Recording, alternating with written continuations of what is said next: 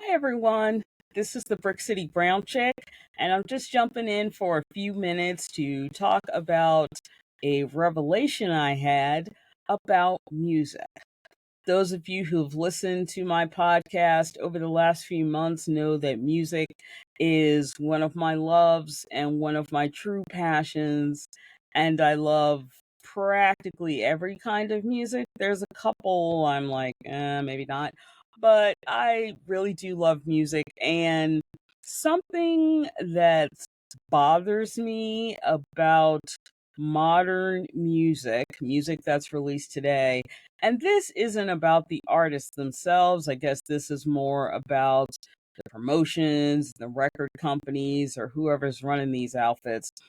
I was thinking a couple of weeks ago about why I get so irritated with new songs and new artists. And I finally had a light bulb moment and realized what I find annoying about today's music. Like I said, it's not the artist and it's not the music itself, it's the hype.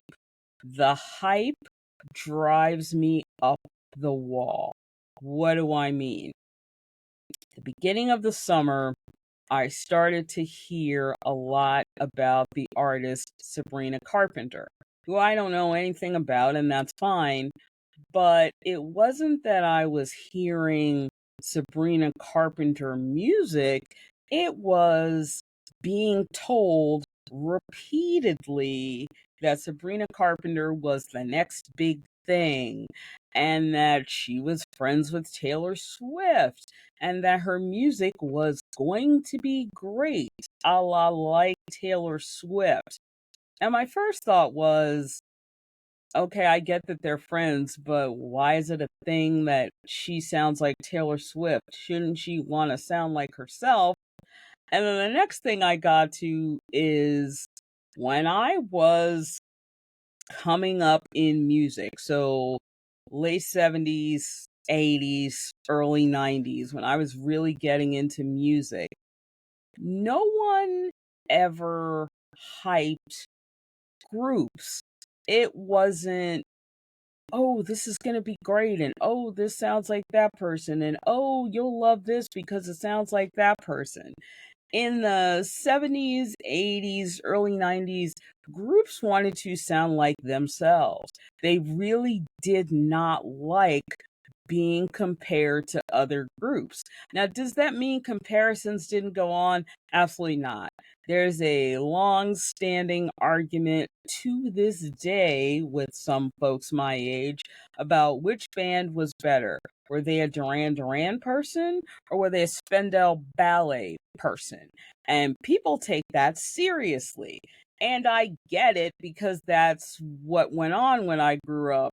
But if you said to a Duran Duran person, oh, that Duran Duran song sounds like Spendell Ballet, yeah, those might be fighting words. So to now be told that, oh, this artist is great and you're going to love them because they sound like this person, it's just weird to me. And again, I find it super irritating because I want to find people on my own. I don't want to be told, like, this person is the next big thing.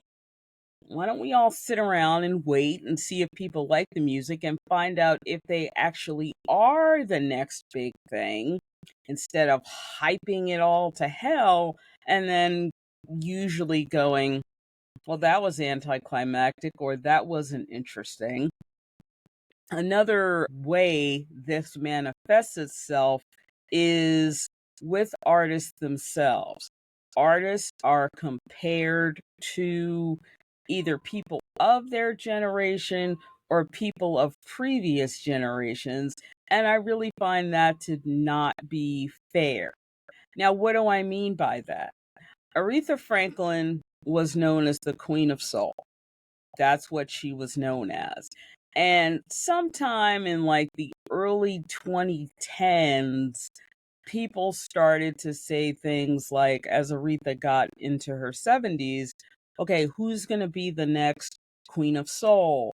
and they tried to anoint Keisha Cole, and they tried to anoint Mary J. Blige.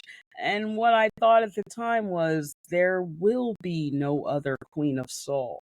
That's Aretha Franklin, point blank, period. So why don't you let Keisha Cole be Keisha Cole? Let Mary J. Blige be Mary J. Blige. Why is it necessary to compare them, especially to someone like Aretha Franklin? Another example of that is Michael Jackson. When Michael Jackson died, people started to look for the next Michael Jackson. For a while, it was Usher. And then, oddly enough, it took a weird turn, and then people started talking about Justin Bieber.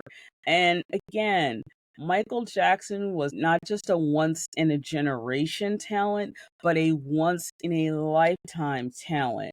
And it is both unfair to MJ's legacy and also unfair to Usher and Justin Bieber to try to make that comparison. A couple of months ago, the artist Drake broke Michael Jackson's record of selling a certain number of records or whatever it was. And then people started to have a debate about whether Drake was better than Michael Jackson or not. And it just sounded like a ridiculous conversation because for me, Drake and Michael Jackson are not even in the same wheelhouse. It's not that I don't like Drake, but again, Michael Jackson was a once in a lifetime talent, and there is no comparing him. So, what am I trying to say with this short?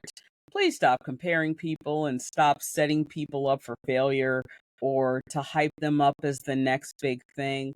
Let them become big on their own and find their own following and not try to say, they're the newest version of person X or group Y. I think it'll make things a lot better when it comes to listening to music and just being in music chat rooms and groups. It just cuts down on a lot of the insanity.